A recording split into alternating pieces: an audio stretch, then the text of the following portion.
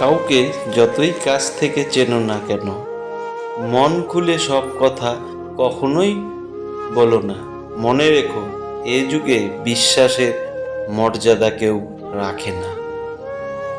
ছেড়ে যাওয়ার সিদ্ধান্তে যে অটল, তার কাছে নিঃস্বার্থ ভালোবাসাটাও একটা অভিনয়।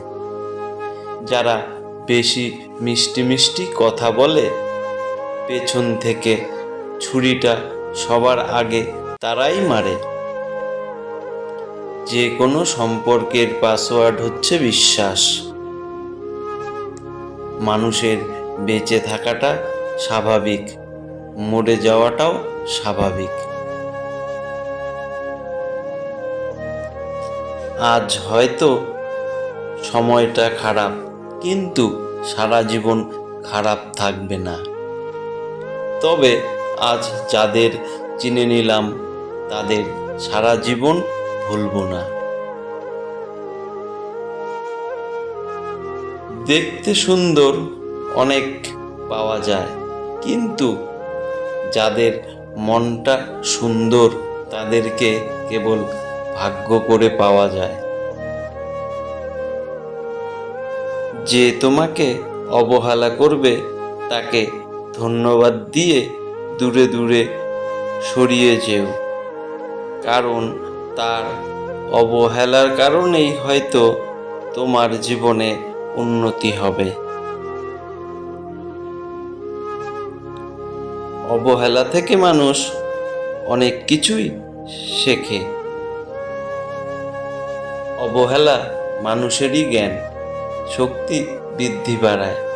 অবহেলা মানুষের ঘুমন্ত মস্তিষ্ক জাগ্রত করে। কাউকে অসম্মান করতে গেলে শিক্ষার দরকার পড়ে না, কিন্তু কাউকে সম্মান দিতে গেলে শিক্ষার প্রয়োজন হয়, আর সেটা হলো বাবা মায়ের।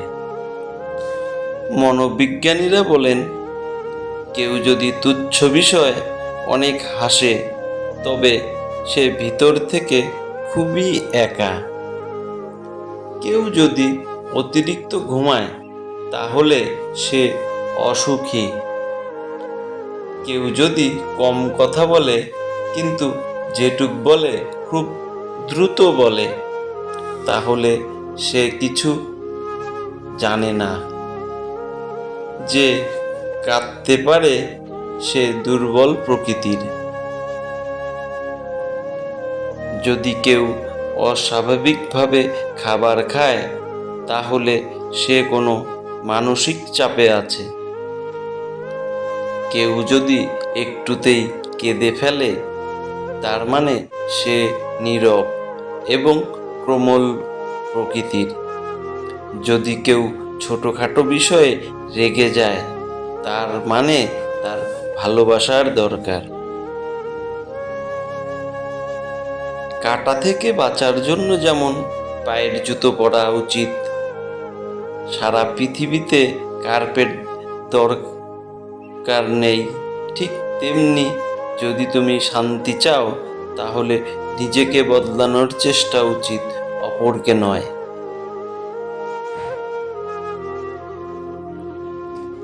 সৎ এবং মহৎ লোকেদের সমালোচনা করা খুবই সহজ, কিন্তু তাদের মতো হওয়াটা অনেক কঠিন। প্রেম করলে ঝগড়া হবে, ঝগড়ার পর যদি আবার দুজনের মিল হয়, সেটাই ভালোবাসা।